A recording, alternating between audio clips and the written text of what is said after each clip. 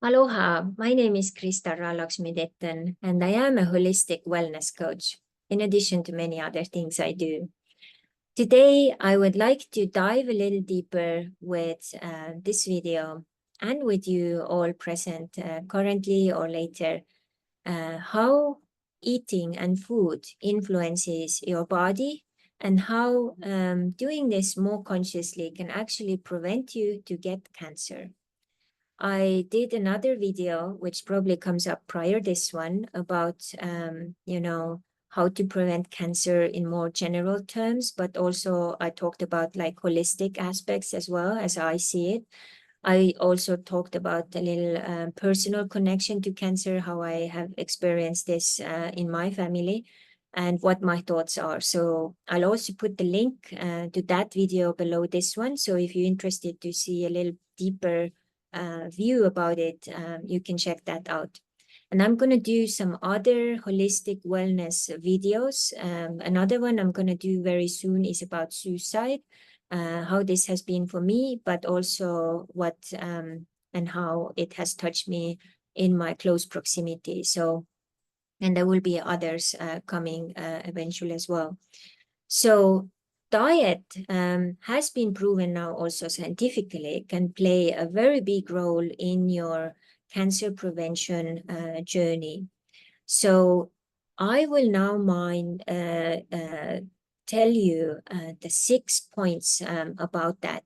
And I will put together also a little PDF where all of these things are also mentioned. So if you're interested to get that, also let me know and I'll send it your way.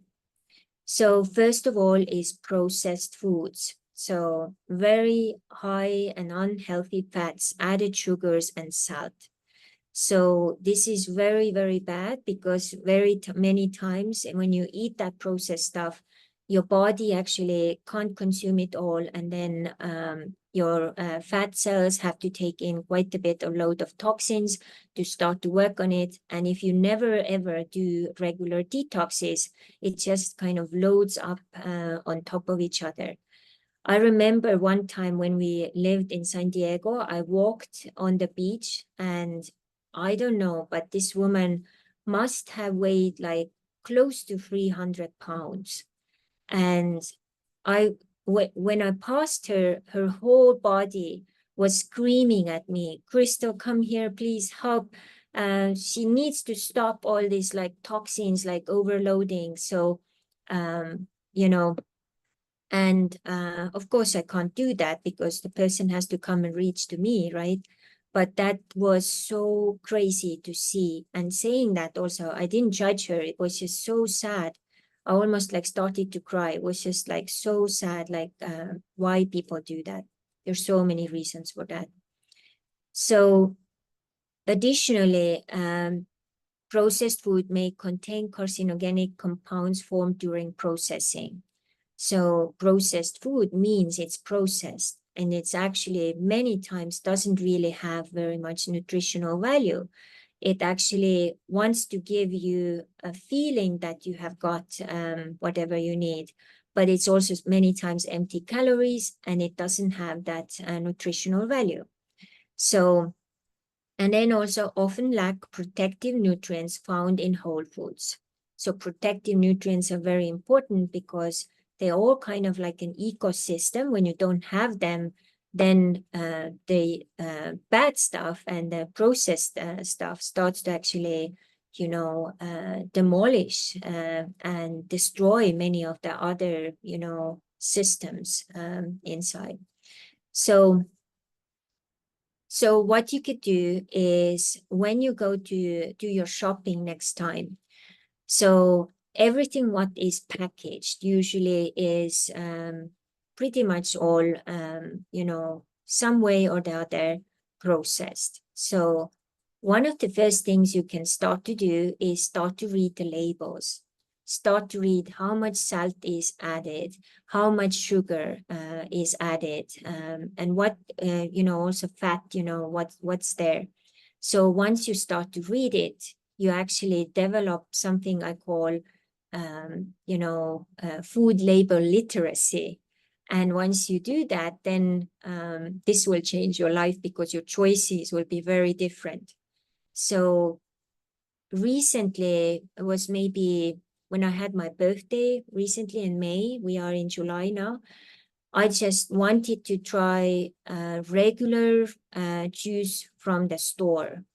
And I haven't done it for a very long time because they are all full of so much added sugar. And that one, I think, had like 20% added sugar. But I thought like, okay, I do it maybe once a year, if that. So what I usually do is I get like 4 or 5 oranges or 3 or 4 grapefruits, and I do separate juices. Basically, how I do it kind of like a smoothie with all the flesh there. So I cut it into pieces, and then I do my fresh, almost like freshly squeezed orange juice or grapefruit juice. And grapefruit juice is actually better because this is also alkaline, as weird as it may sound, and it helps with many other things. So there are possibilities. So next is refined sugar. So this contributes to obesity, which is a risk factor for several cancers. It also can lead to chronic inflammation in the body and may feed cancer cells more efficiently than normal cells. So also what else it does, it creates acidity. And when our body is acid, that will increase your disease opportunities and also decrease your immune system. So refined sugar is another little enemy we have to really look after. So what you could do is also instead use more like natural, like honey or agave syrup, or like, just, I don't know, use bananas instead. There's so many ways how you can do it more naturally. So overall poor diet, lack of fruits and vegetables deprives the body of cancer-fighting antioxidants and fiber. Fiber is so important because this actually helps you also with your digestive process and helps to push out everything what needs to go out. And fiber is one of the things which people don't really pay much attention. Like, do a little experiment. Next time you go to the grocery store, just see and check in other people's carts how many veggies and fruits you have there. Now, also, of course, it depends where you are. If you are in Walmart, there's probably less people who are buying that. If you are in Publix or Vons or like other higher end like shops, then of course, and then Whole Foods, it can be totally different. So it is dependent on that as well. But in general, many times when people are not conscious about these things, then fiber is not on their list. And then fruits and vegetables. The way I eat them is seasonally. So I have seasons where I basically just do vegetables for some time, and green vegetables. I even do like green smoothie days or water days so that I alkaline my body all the time. So when I balance it and alkaline it, I all the time take the opportunity away from those cancerous cells to do anything because there would be not enough solid ground and fertile ground for them to grow. I just kind of make it so hard. So high consumption of red and processed meats is linked to increased cancer risk. So watch some videos about, processed meats.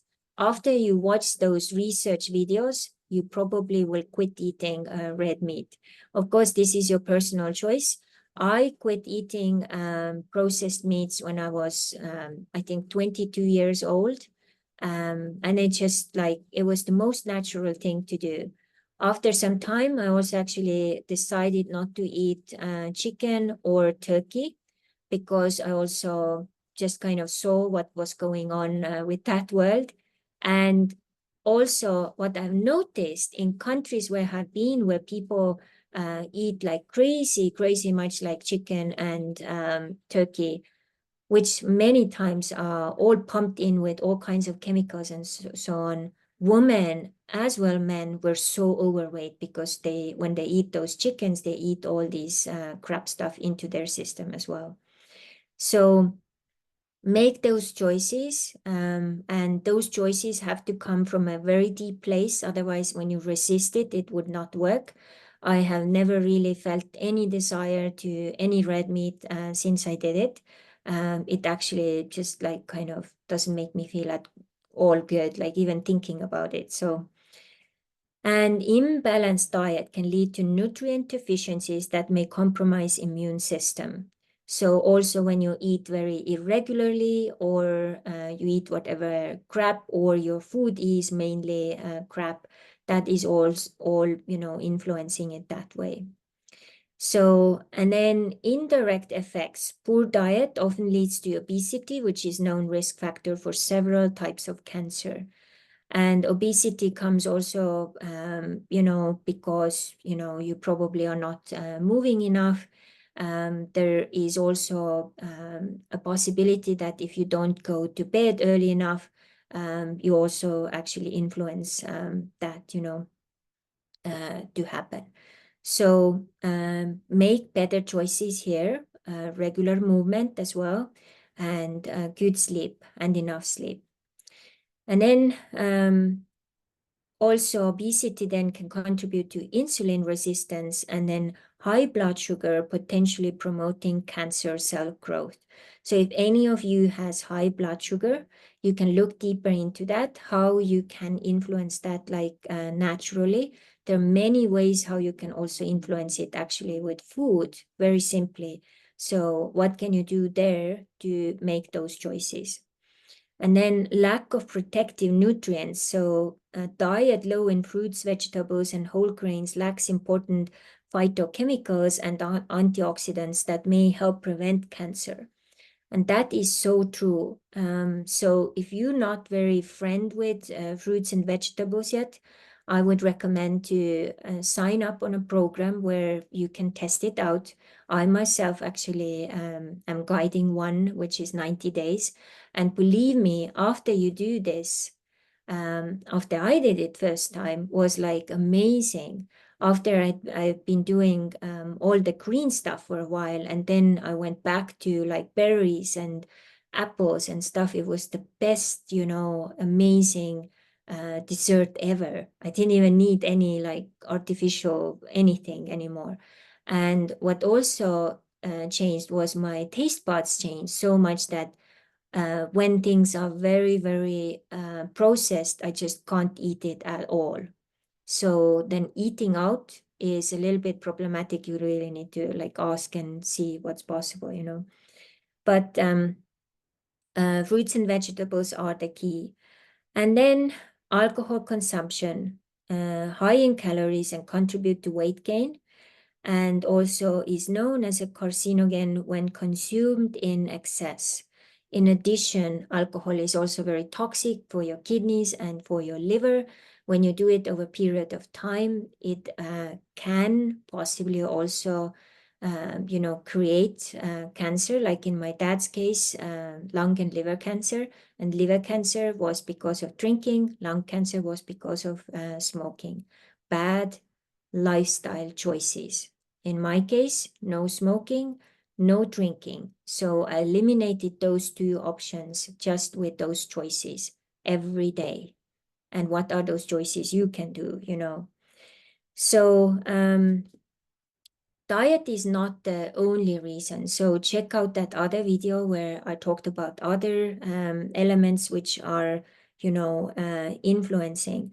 But it is really proven that the balanced diet where you have fruits and vegetables, whole grains, lean proteins, while you limit processed foods, refined sugars, and excessive alcohol is actually reducing cancer risk. So that's actually scientifically proven as well. So it is very, good to influence your cancer risk factor with good and healthy diet. And this is just one little piece of the prevention puzzle for cancer, but exercising, maintaining healthy weight, avoiding tobacco, getting regular health screenings, and also crucial for overall cancer prevention. So let me know if this video was inspiring, if it brought some insights to you, or if you have some questions or suggestions for future videos. I also recommend you to actually read this beautiful book, Your Body Speaks Your Mind, Deb Shapiro, which actually is a beautiful book about psychosomatic, problems, and as well connections to your body and mind, and how you can influence it to change more back into your health. This is a deep dive book, even more so than Louisa Hay's Heal Yourself book was. I really recommend it. This is my health Bible. I use it myself, and sometimes when I have clients with sessions and we need additional input, we can always check it out. So very, very helpful. If you would need another person to help you with your holistic wellness guidance, I can offer myself. Find information below this video, and please share this video with at least 10 people and make those steps to make better choices with your food to prevent cancer or any other health issues. So lots of aloha. Till the next time. Bye.